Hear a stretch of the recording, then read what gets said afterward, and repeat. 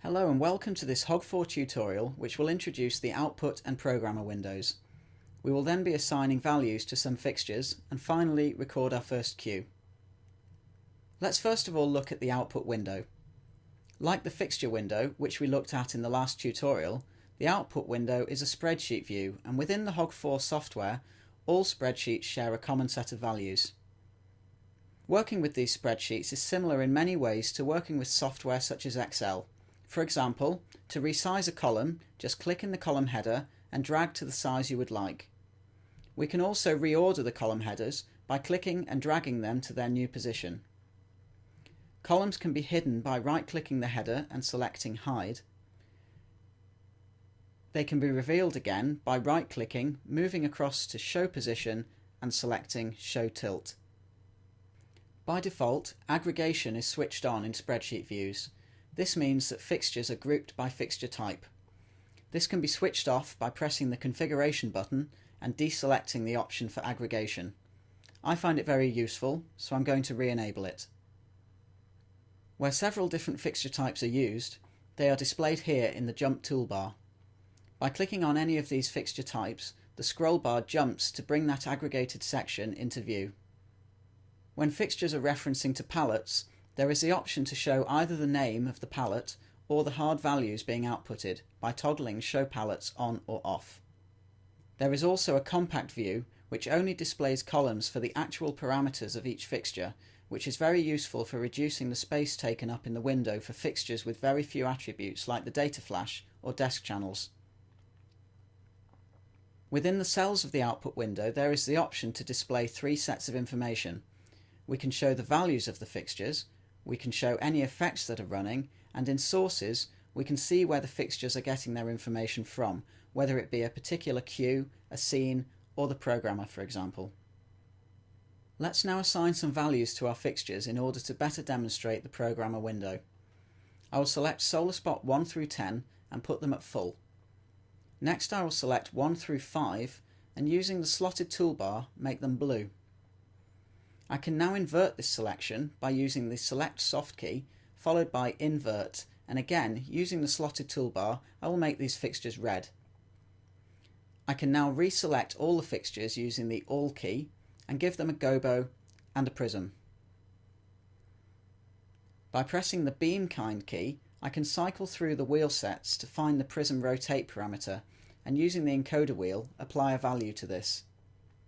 If I had a particular speed in mind, I could quickly assign this by holding down the Set key and pressing the parameter box, typing in the value and pressing Enter.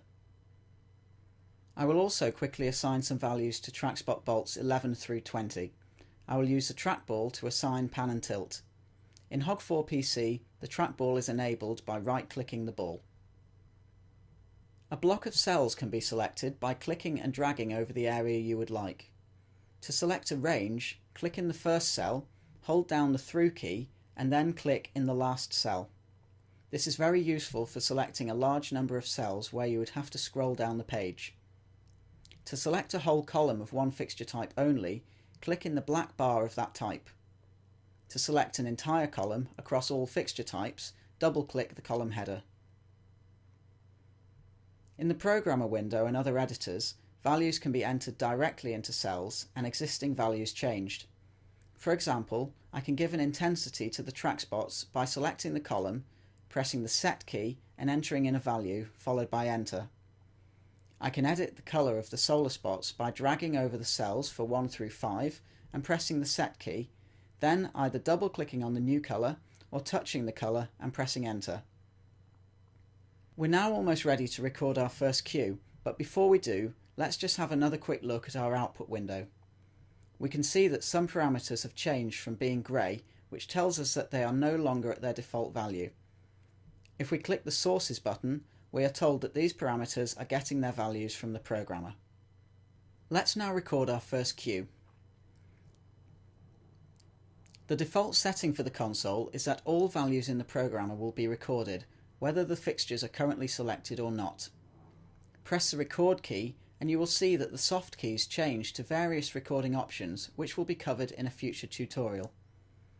For now, we do not need to select anything here, so we just need to tell the console where to place the cue.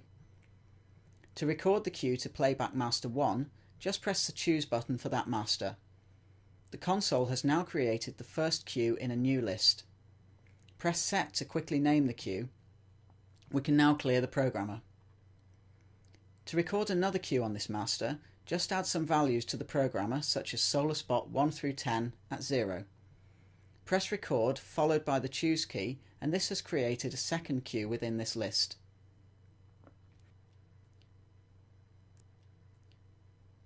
It is also possible to record to a specific location and assign your own cue number.